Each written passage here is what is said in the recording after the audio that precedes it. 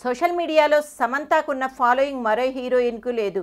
అందువల్లనే అవకాశం దొరికినప్పుడల్లా సమంత తన లేటెస్ట్ విషయాలను, అదేవిధంగా తన లేటెస్ట్ ఫోటోలను తన ట్విట్టర్లో షేర్ చేస్తూ నిరంతరం సందడి చేస్తూనే ఉంటుంది.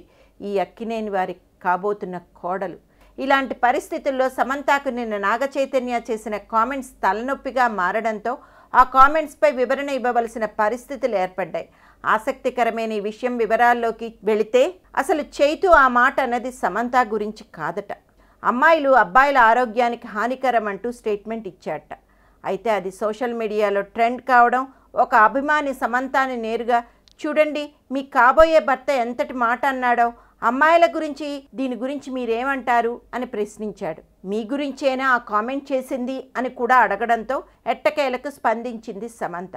దానికి సమంత కొంచెం ఇబ్బంది పడి నేనేంటో చైతుకు బాగా తెలుసు, ఆ మాట మిగతా అమ్మాయిల గురించి అంటూ చిలిపిగా జవాబు చెప్పి ఆ ప్రశ్నను అడిగిన వ్యక్తి మైండ్ బ్లాంక్ చేసింది.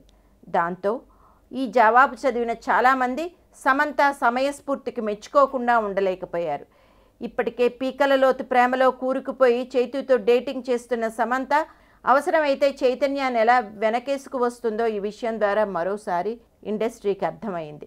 అయితే నాగచైతన్య అన్న ఆ మాట నాగచైతన్య లకూర్ ప్రీత్ సింగ్ జంటగా నటించిన రారండోయ్ వేడుక చూద్దాం సినిమాలోనిది, అంతేకాని నా గురించి కాదు అని సమాధానం ఇచ్చేసింది. చైతు మాట ఇంతగా స్ప్రెడ్ కావడానికి కారణం వాళ్ళిద్దరూ ప్రేమించుకుంటున్నారు, త్వరలో పెళ్లి కూడా అనుకున్నారు కదా. అయితే సడన్గా ఈ మాట బయటికి పొక్కడంతో వైరల్ అయ్యింది.